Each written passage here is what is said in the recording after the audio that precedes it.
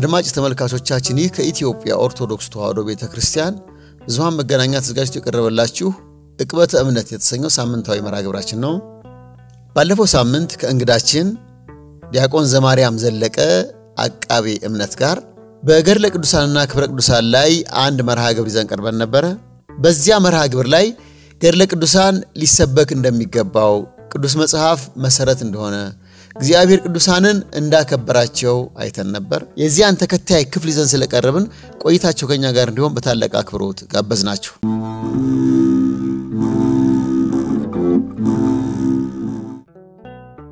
ክብረ ቅዱሳን የሚለውን ቃል ሲሰሙ መንፈሳቸውን ለተቃውሞ አስቀድሞ ያዘጋጁ ሰዎች ቀድሞ የሚናገሩት ቃል ከአንዱ ከእግዚአብሔር በቀር እንድናከብር የታዘዝነው ቅዱስ የለም፣ ክብር ሁሉ ለእግዚአብሔር ነው በማለት ሲመልሱ ይሰማል። አንድ ሰው ስለሚሰማው ትምህርት ነው ወይም አይደለም ከማለቱ በፊት የሰማውን ትምህርት በእግዚአብሔር ቃል በመመዘን የእግዚአብሔር ቃል የሚናገረውን ጠንቅቆ በማወቅ መልስ ቢሰጥ የተመረጠ ነው። ለመሆኑ እግዚአብሔር ቅዱሳንን እንድናከብራቸው አልፈቀደምን? ክብር ሁሉ ለእግዚአብሔር ማለትና ቅዱሳንን ማክበር እንደየአውደ ንባቡ ተለይቶ ሊነበብና ሊተረጎም ሳይገባውምን? ቅዱሳንን እናክብር ስንል የእግዚአብሔርን ክብር ለእነርሱ ሰጥተን እናምልካቸው ማለት ነውን? ቅዱሳንን አለማክበር ከእግዚአብሔር መንግስት ውጭ እንደሚያደርግ የእግዚአብሔር ቃልስ አይመሰክርልንምን? አቤቱ በድንኳኑ ውስጥ ማን ያድራል? በተቀደሰውም ተራራ ማን ይኖራል? በቅንነት የሚሄድ ጽድቅንም የሚያደርግ በልቡም እውነትን የሚናገር ብሎ ወደ መጨረሻው ኃጢአተኛ በፊቱ የተናቀ እግዚአብሔርንም የሚፈሩትን የሚያከብር መዝሙር 14 የመዝሙር 14 መነሻ አረፍተ ነገር አቤቱ በድንኳኑ ውስጥ ማን ያድራል በተቀደሰውም ተራራ ማን ይኖራል ብሎ በጥያቄ ይጀምርና መልሱንም በግልጽና አጫጭር አረፍተ ነገር ያስቀምጣል።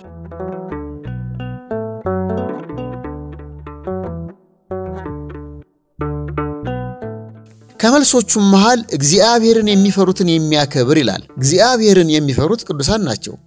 እነርሱም ማክበር እንደሚገባ እነርሱንም ያከበረ ወደ እግዚአብሔር ድንኳን ገብቶ እንደሚያድር በተቀደሰውም የእግዚአብሔር ተራራ እንደሚኖር ነገረን። ያም መንግሥተ ሰማያት። ቅዱሳንን የምናከብራቸው ዜና ተጋድሏቸውን ስንሰማ ስናውቅ መሆኑ ግልጽ ነው። ቅዱሳን እግዚአብሔርን መስለው የሚኖሩበት ስራቸው ገድለ ቅዱሳን ይባላል። ያም እኛ ሰምተን እንማርበት ዘንድ እነርሱንም እናከብርበትና መንግስት እግዚአብሔርን እንወርስበት ዘንድ ተጻፈልን። ሐዋርያው ቅዱስ ጳውሎስ ወደ ዕብራውያን ሰዎች በጻፈው መልእክቱ ምዕራፍ 11 ከቁጥር 1 እስከ 40 ድረስ የብዙ ቅዱሳን ገድል ዘርዝሮ መጻፉ ለምንድን ነው? እነርሱን አብነት በማድረግ የክርስትናን ሩጫ በትዕግስት እንሮጥ ዘንድ አይደለምን? ገድልም መስበክ ቅዱሳንን ማክበር ያልተገባ ቢሆን ኑሮ እውነት እላችኋለሁ ይህ ወንጌል በዓለም ሁሉ በማናቸውም ስፍራ በሚሰበክበት እርሷ ያደረገችው ደግሞ ለእርሷ መታሰቢያ እንዲሆን ይነገራል። የማቴዎስ ወንጌል ምዕራፍ 26 ቁጥር 13 የሚነገረው የእርሷ ሥራ ነው። ለምን? ለእርሷ መታሰቢያ እንዲሆን። ታዲያ ይህ ገጸ ንባብ የወንጌሉ ባለቤት ጌታችን አምላካችን መድኃኒታችን ኢየሱስ ክርስቶስ በወንጌል ውስጥ ገድለ ቅዱሳን እንዲሰበክ ያም ለቅዱሳን መታሰቢያ እንዲሆን መፍቀዱ አይደለምን? ቅዱሳንን ራሱ እግዚአብሔር አላከበራቸውምን? ልጁ በብዙ ወንድሞች መካከል በኩር ይሆን ዘንድ አስቀድሞም ያወቃቸው የልጁን መልክ እንዲመስሉ ደግሞ አስቀድሞ ወስኗልና አስቀድሞም የወሰናቸውን እነዚህን ደግሞ ጠራቸው፣ የጠራቸውንም እነዚህን ደግሞ አጸደቃቸው፣ ያጸደቃቸውን እነዚህን ደግሞ አከበራቸው። የሐዋርያው ቅዱስ ጳውሎስ መልእክት ወደ ሮሜ ሰዎች ምዕራፍ 8 ቁጥር 30 እግዚአብሔር ጠራ፣ አጸደቀ፣ አከበረ። እግዚአብሔር ያከበረውን አታክብሩ የሚል ማን ነው? የትምህርቱስ መነሻ ምንድነው? በወንጌል የቅዱሳን ሥራ ገድል ይነገር ብሎ የወንጌሉ ባለቤት ጌታችን አምላካችን መድኃኒታችን ኢየሱስ ክርስቶስ የፈቀደው ሊቃወም የሚችልስ ማን ነው? የዚህን ቀሪ ክፍል ተከታተሉን ዘንድ በታላቅ አክብሮት ጋበዝናችሁ።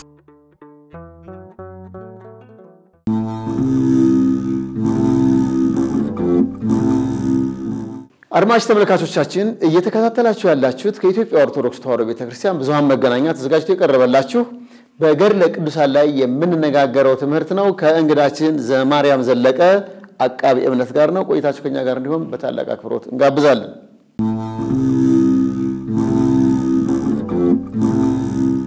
ቤተክርስቲያንን የሚከሱበት መንገዳቸው የቅዱሳንን ገድል ስናነብ ስናስተምር በእግዚአብሔር ቦታ አስቀመጣቸዋቸው በዚህ ልክ ሊከበሩ አይገባም ይላሉ። እግዚአብሔር ቅዱሳንን አላከበረም ወይ? ለምሳሌ አሁን ዘፍጥረት 22 ላይ አብርሃም አቤሜሌክ ባለቤቱን በወሰደበት ጊዜ ፊት ለፊት ገጥሞ ነበር ከእግዚአብሔር ጋር። ወዴት ነው እግዚአብሔር መልስ አልሰጠውም። መፍትሄ ወደ ሌላ ቦታ ነው የሚልከው እግዚአብሔር። ወደ አብርሃም ነው ሜንሽን ያለው። እሱን አሁን ለምሳሌ አሁን በመጽሐፍ ቅዱስ በጣም ብዙ ታሪኮች እንደዚህ እናገኛለን ማለት ነው። አቤሜሌክ አላወቀም። ባለማወቁ ምንድነው ያደረገው? ነብይ ነውና ስላንተ ይጸልይልሃል ያለው። ማክበር ማለት ያለው ማክበር እና ምን ያደረገ ነው? ጸሎት አድርግ። አላወቅም። አናግሮታል እኮ እግዚአብሔር መጥቷል እኮ በመልእክተኛ ነግሮት ቢሆን ኖሮ አይ በቀጥታ እኮ እግዚአብሔር ቢያገኝ ኖሮ እኮ ይለው ነበር እንዳንል በቀጥታ እግዚአብሔር ካገኝቶታል። ካገኘው በኋላ ግን እሱ ይጸልይልህ። የኢዮብ ባልንጀሮች በድላችሁኛል፣ አሳዝናችሁኛል፣ ባሪያ ኢዮብን የማይገባ ቃል ተናገራችሁ። ስለዚህ ቀጥታ እኮ ነው የተናገራችሁ። ጸልዩና ምራችኋለሁ አይደለም ያለው። ይሄን አክል ቀን ስገዱ፣ ይሄን አክል ቀን ጾሙና ቀናውን እቀበላለሁ አይደለም። ኢዮብ ይጸልይላችሁ። ይሄ የሚያሳየው ምንድነው? አንዱ ስለ አንዱ መጸለይ ማለት ነው። በሐዲስ ኪዳን ደግሞ ስንመለከት ምን የሚል ቃል እናገኛለን? የያዕቆብ መልእክት ምዕራፍ 5 ላይ የእምነት ጸሎት ድውይ ያድናል ጌታም ያስነሳዋል ካለ በኋላ ኃጢአትም ሰርቶ እንደሆነ ይሰረይለታል በእምነት ጸሎት። የጻድቅ ሰው ጸሎት በስራው እጅግ ኃይልን ታደርጋለች ብሎ ደግሞ ከዛ ቀጥሎ ደግሞ ያመጣዋል ማለት ነው ጥቅሱ ማለት ነው። ከዛ ኤልያስ እንደኛ ሰው እንደነበር ብሎ ያሳየዋል። ሰማይን ዘግቶ እንደከፈተና በጸሎቱም እንዳረገ ዝናብ እንዲዘንብ እንዳረገ። ይሄ የሚያሳየው ነገር ምንድነው? ከተፈጥሮ ሕግ ውጪ በላይ እንድስራ እንደሚሰሩ ማለት ነው። ከዛ የእምነት ጸሎት ድውይ ያድናል እኮ ነው የሚለው። የአንዱ እምነት አንደኛውን ጠቀመ ማለት ነው። ከዛስ ጌታም ያስነሳዋል ካለ በኋላ ኃጢአትም ሰርቶ እንደሆነ እንደው መፈወስ እኮ በቃ ከጨጓራ ከአስም ምናምን ከዚህ ከኤችአይቪ ቫይረስ ምናምን ነው በቃ ስጋዊ ደዌ ነው እንዳንልና ኃጢአትም ሰርቶ እንደሆነ እኮ ነው የሚለው። የከባድ ነገር እኮ ነው የጻድቅ ሰው ጸሎት። የጻድቅ ሰው ይሄ ማለት የእምነት ጸሎት ምን ያክል ዋጋ እንዳለው ያዕቆብ ምዕራፍ 5 ቁጥር 16 ላይ በግልጽ ነው ያስቀመጠው ማለት። ሁለተኛ ነገር ደግሞ ምንድን ያለው ጳውሎስ ራሱ ሲያጽናናል በፊልጵስዩስ መልእክቱ በእምነትና በጸሎት ልመናችሁን አስታውቁ እንጂ በአንዳች ነገር አትጨነቁ ይላል። ምንድን ያለው? በጸሎትና በምልጃ እኮ ነው የሚለው። በጸሎትና በምልጃ። በዚህ አጋጣሚ ምልጃ የማን ስራ ነው? የፍጡር ስራ መሆኑን ያሳያል ማለት ነው። ጸሎት ሲል የፍጡር ስራ ነው። ጸሎት የሚቀበለው ተወካፊው ማን ነው? እግዚአብሔር ነው። ምልጃው የሚቀበለው ተማላጁ ማን ነው? እግዚአብሔር ነው። ስለዚህ በጸሎትና በምልጃ ልመናችሁን አስታውቁ እንጂ በአንዳች ነገር እንኳን አትጨነቁ ይላል። ስለዚህ የሚያሳየን ነገር ምንድነው? ለካ ክርስቲያን ማድረግ ያለበት በጸሎትና በምልጃ መኖር ነው። ጸሎትና ምልጃ የፍጡር ስራ መሆኑን ያሳያል ማለት። ስለዚህ እግዚአብሔር አምላክ ራሱ የሚያደርገው ምንድነው? ልመናው ጸሎቱ ራሱ ሰው እንዲድን ነው ማለት ነው። በሐዲስ ኪዳን ደግሞ እንመልከት። ሐዋርያው ቅዱስ ጴጥሮስ እስር ቤት ሲገባ ምን ይደረግ ነበር? ሌሎች ሐዋርያት በዝግ ቤት ሆነው ይጸልዩ ነበር። ጸሎታቸው አልተሰማም? ተሰማኩ። ምን አደረገው? የእግዚአብሔር መልአክ ሌሊት መጥቶ ጴጥሮስን ከእስር ቤት አስወጣው። ጴጥሮስ እስር ቤት ሲታሰር ሐዋርያት ምን ያደርጉ ነበር? ይጸልዩ ነበር። አይ ጴጥሮስን የሚያክል ሐዋርያ ጸሎት ያስፈልጉም ይባላል እንዴ? እንኳን ለኛ ለጴጥሮስ እኮ አስፈልጎታል እኮ ጸሎቱ እንዴ። ጳውሎስ በተደጋጋሚ ይላል የቃሉን ደጅ ይከፍትልኝ ስለኛ ደግሞ ጸልዩ። በተደጋጋሚ ይያለ ማለት ነው። የቃሉን ደጅ ይከፍትልን ለኛ ስለኛ ደግሞ ጸልዩ። እንዴ ጳውሎስ እኮ ጸልዩልኝ እያለ እኮ ነው ያለው። ኢንቫይት እያደረገን እኮ ነው ጳውሎስ። የቃሉን ደጅ ይከፍትልኝ እስከ 3ኛ ሰማይ ድረስ የተነጠቀው እኔ ክርስቶስ እንደምሰና እኔ መሰሉ ያለ ጳውሎስ የእናንተ ጸሎት ያስፈልገኛል። እንደውም ፊልጵስዩስ 1:8 ላይ እንደሚለው የእናንተ ጸሎት ለመዳን እንዲሆን አውቃለሁ እኮ ነው ያለው። የፊልጵስዩስ ክርስቲያኖች ጸሎት ያውም ደግሞ በወንጌል ምክንያት ወንጀል ሰርቶ አይደለም፣ ሰርቆ ምናምን ወንበዴ ሆኖ አይደለም።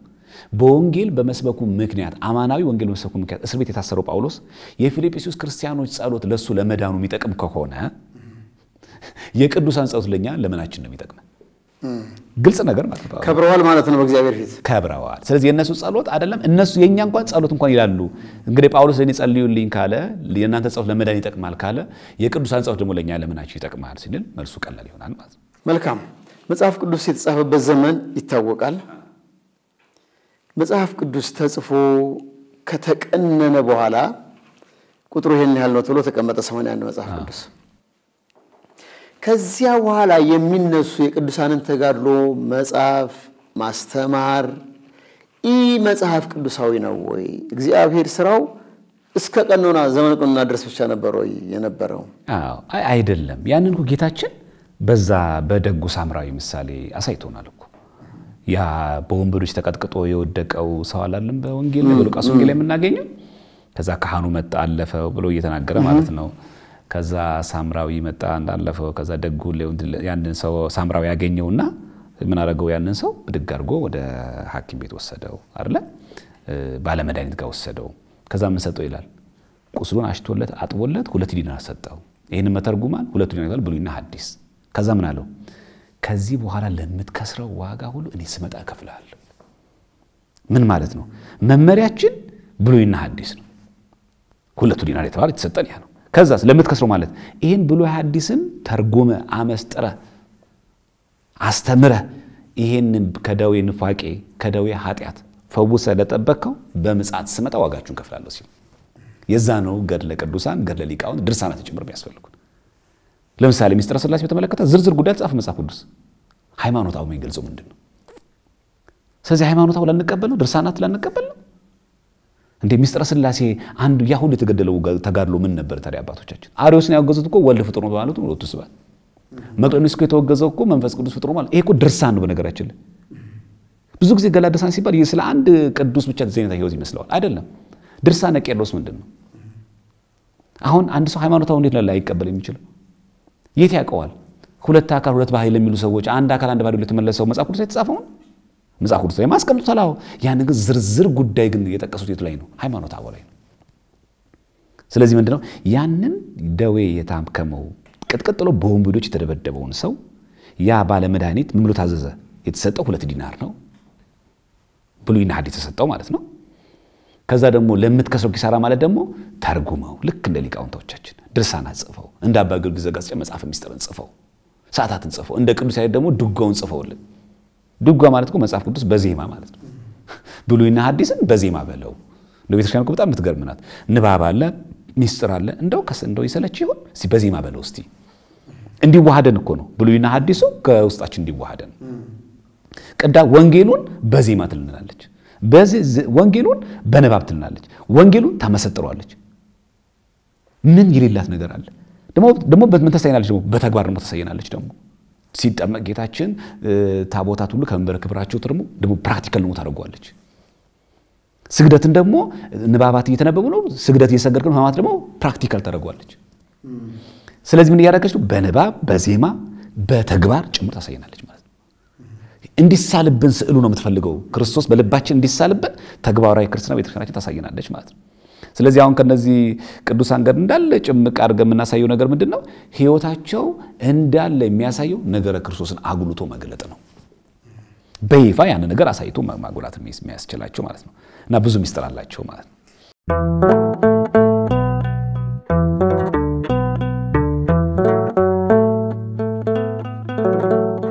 ስለዚህ እግዚአብሔር ሥራ በ81 መጽሐፍ ቅዱስ ብቻ ከተገደበ ከዚያ በኋላ ስለ እግዚአብሔር የሚጋደሉ እግዚአብሔርን የሚያምኑት ምን ሊባል ነው? ሁለተኛ ሲጀመር መጽሐፍ ቅዱስ ራሱ ሲጀመር መጽሐፍ ቅዱስ ብቻ አይልም። ሲጀመር አይልም መጽሐፍ ቅዱስ ራሱ መጽሐፍ ቅዱስ ብቻ አይልም። ሁለተኛ ገድላት ቅዱስ ማንኛውም ቅዱስና ሰማዕት መጽሐፍ ቅዱስ ብቻ አይልም። ምንድነው መስፈርታችን?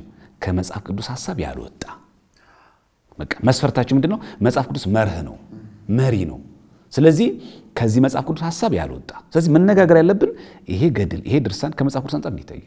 ሃይማኖተ አበው ከመጽሐፍ ቅዱስ አንፃር እንዴት ይታያል? እንጂ ስለ ሚስጥረ ሥላሴ በዝርዝር ከሃይማኖተ አበው ላይ ተጠቀሰ የለም። ይከብዳል ቃላቶቹ ራሳቸው ያጠቃቀማቸው። በተለያየ ዘመን የተነሱ ሊቃውንቶች ስለ ሃይማኖተ አበው ስለ ነገረ ሥላሴ እንዴት ነበር አመስጥረው የተናገሩት? ስለ አምላክ ሰው መሆን። አሁን ደው ምን ፍቅርና አለ እንዴ? አሁን እኮ ገድላት ድርሳናት ነው። በዛ ዘመን እኮ ገድላት ድርሳናት እኮ የሉ። ኢቭን በነገራችን ላይ ሃይማኖተ አበው ላይ እኮ ዘባስልዮስ ላይ ስናነብ ባስልዮስ ከገድለ ቦሊጣ ይላል። አንዳንዶች ደግሞ ኢየሉጣ ነው የሚሉታል። ከገድለ ኢዮልጣ ቅዱስ ኢዮልጣ ገድል ያገኘውን ድርሳን በተናገረበት ድርሳኑ እንደዚህ ያለ ይላል። ስለዚህ ከገድለ ኢዮልጣ ላይ አንስቶ ባስልዮስ ሜንሽን ሃይማኖተ አበው ነው የሚጠቅሰው። የሚገርም ከገድላ ጠቅሶ ማስተማር አለ ማለት ገድሉ ስለ እንትን ነው፣ ስለ ኢዮልጣ ነው። ገድለ ኢዮልጣን እያወራ ግን የሚያነሳው ስለማን ነው? ስለ ነገረ ሥላሴ ያነሳል ማለት ነው። ሲጀመር የትኛውም ገድል ሲጀምር እንደምናነበው በአብ ስም አምኜ አብን ወላዲ አስራጺ ብዬ በወልድ ስም አምኜ ወልድን ተወላዲ ብዬ በመንፈስ ቅዱስ አምኜ መንፈስ ቅዱስ ሰራጺ ብዬ ምንም ላጠይቁ አካላት ሶስት ብል አንድ አምላክ ብዬ ገድለ ሃይማኖት መጽሐፍ እጀምራለሁ ይላል። አሚነ ሥላሴ ያላቸው። ስለዚህ ሃይማኖት አበውን እያጸኑት ነው የሚሄዱት ማለት ነው። ሲጨርሱ ምን ያደርጋሉ?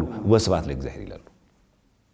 ማሰሪያቸው ያ ስለሆነ ስለዚህ ምንለው እኛ ራሱ ሲጀመር መጽሐፍ ቅዱስ አንደኛ መጽሐፍ ቅዱስ ብቻ ይልም አንድ ከመጽሐፍ ቅዱስ ውጪ የሆነን ትምህርት ነው እንጂ መጽሐፍ ቅዱስ የሚቃወመው መጽሐፍ ቅዱስ ብቻ አይልም።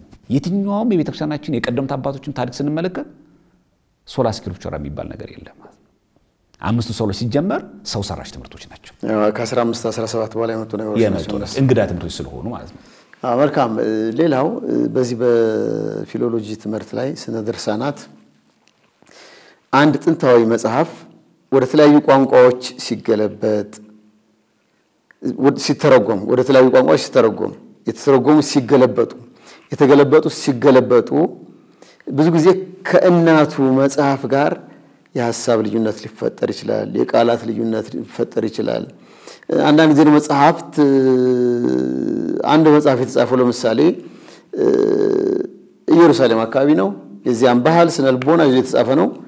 ወደ ሀገራቸው ቋንቋ ሲተረጉሙት የሀገራቸውን ባህልና ስነ ልቦና እናዛመዳለን ሲሉ የሐሳብ መጣረስ ሊፈጠር ይችላል። የሐሳብ መለያየት ይፈጠራል። እንዲህ ሲሆን ይሄን የማስተካከል ስልጣን ያለው ማን ነው? ቅዱስ ቤተክርስቲያናችን ናት። ለዚህ ስልጣን ያላት ማለት ነው። ለምንድን ነው? አንደኛ መከሰቱም ማመን ነው። በመጀመሪያ አሁን ለምሳሌ ስንጸልይ ብለን ነው የምንጸልየው የዕለት እንጀራችንን ስጠን ዛሬ። እንጀራ የሚለው ቃል ምንድን ነው? እንጀራ ኢትዮጵያዊ ነው። ስለዚህ ለአሜሪካን በርገርም ይሁን እዚሁ ርቀት ሳይሄዱ ሀገራችን ከተረጎም ገንፎ ነው የተባለው። በቃ ይሆናል። ምንድነው ዋናው ሐሳቡ ምንድነው? የዕለት ምግብ መሆኑ ነው። ያ የዕለት ምግብ ለኛ እንጀራ ይሁን ሌላው ገንፎ ያርገው ሌላኛው በርገር ያርገው ሌላኛው ፒዛ ያርገው አይደል? ምንም አይነት ምግብ ይሁን ምንድነው ግን የዕለት ምግብ የዕለት እንጀራችን። ስለዚህ መሰረታዊ ሐሳብ ነው። በግሪኩ ግን እንጀራ ነው የሚለው አይደለም። አብዛኛው የሐዲስ መጽሐፍ የተጻፉት በግሪክ ቋንቋ ነው። ስለተጻፉ አይ በቃ ይሄ እንጀራ የሚለው ቃል አሰስቶታል አንልም ማለት አንድ መሰረታዊ ጉዳይ ይሄ ነው።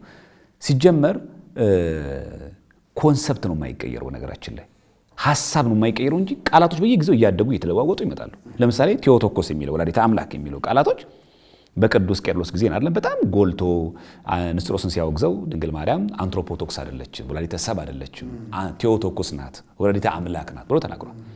ግን ለመጀመሪያ ጊዜ ድንግል ማርያም ወላዲተ አምላክነቷ የተረጋገጠው በቄርሎስ ጊዜ ነው ማለት ነው አይደለም። ቃሉ ግን ቴዎቶኮስ የምትለው ግን በዛ ጊዜ መጣ። ያ ማለት ከዛ ፊት አልነበረም ማለት አይደለም።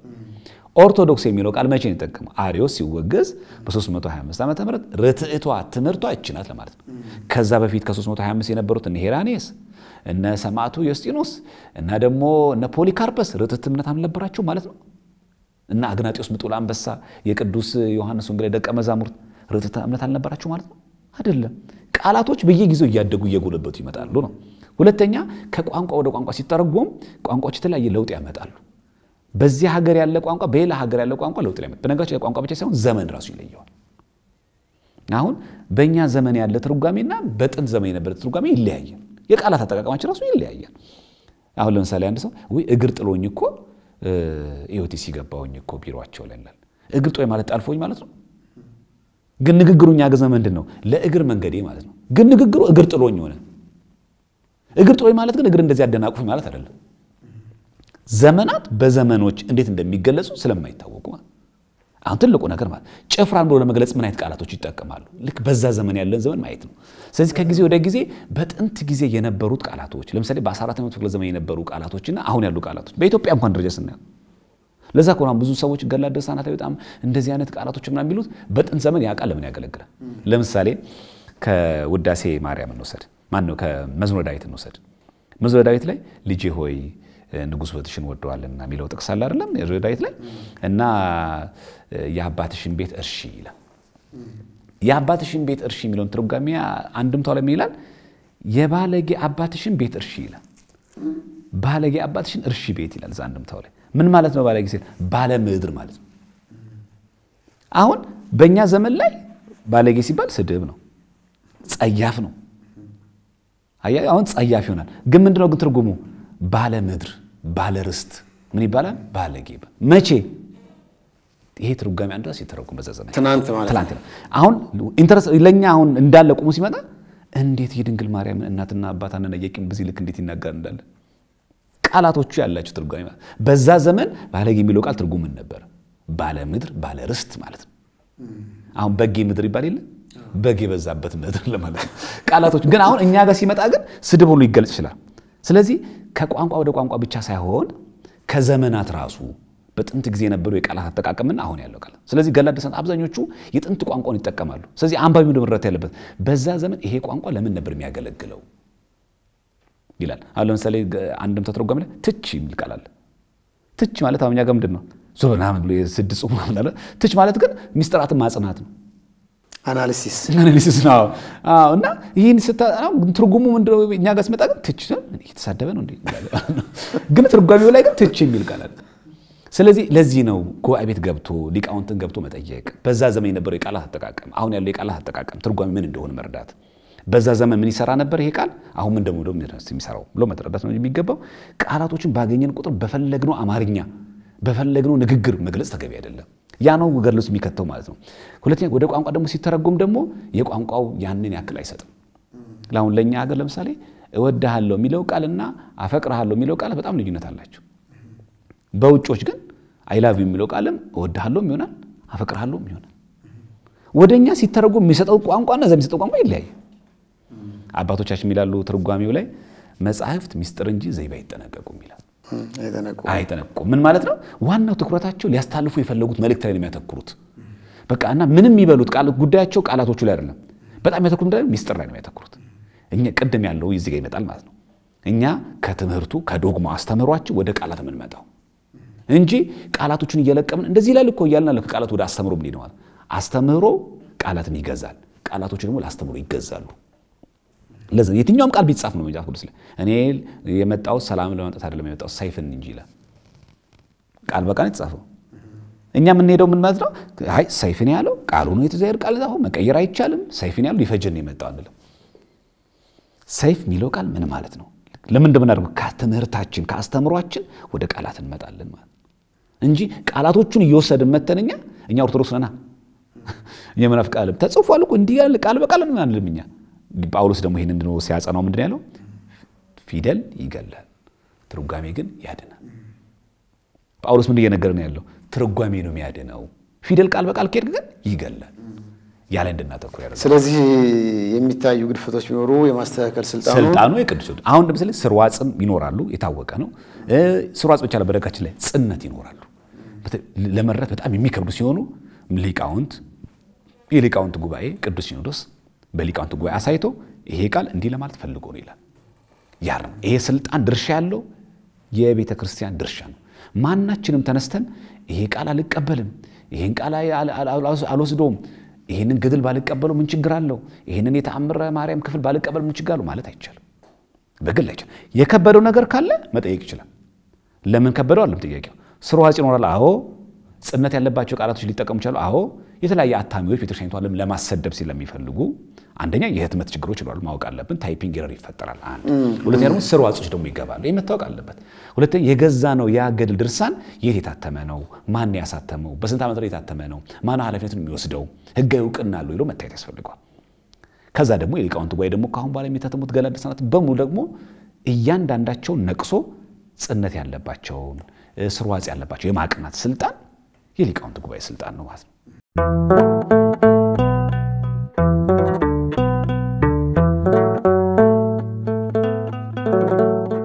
መልካም መምህር የስነ ትርጓሜ ትምህርት ምን ይላል አንድ መልእክት መግደል ከፈለክ ከአንድ ቋንቋ ወደ ሌላ ቋንቋ ተርጉመው ነው የሚለው ጥንት ሊባልበት የፈለገውን ሐሳብ እዚያ ላይ የነበረው አስተሳሰብ ወይ ማህበረሰቡ ስነ ልቦናው ባህሉ ምን ዋለ ወደዚህኛው ሲመጣ ተገላብጦሽ ሆናል የዘሳት አደጋ ይፈታል አሁን ለምሳሌ እንደውም ቢያዩት የእንግሊዝኛው ቅጂ ዮሴፍ ጮኛ የሚለው የኪንግ ጄምስ ቨርዥን የሚባለው አሁን KJV የሚባለው ትርጓሜ ሐዝብ አንድ ነው የሚለው አሁን ወደ እንግሊዝ ሲተረጎም ትራዲሽን ወደዛ ተቀየረ ባህል ነው ወደዛ ተቀየረ አሁን ይሄ ሰው ይሄው የእንግሊዝኛው ቅጂ እኮ የሚለው እኮ ሐዝብ ሌላ አይችልም ለደረሰው ፈልገው ምንድነው ይሄ ተርጓማያን ያን ሐሳብ የሚያስተናግዱ ቃላትን ካላገኙ የግድ አቀራርበው ይሄዳሉ።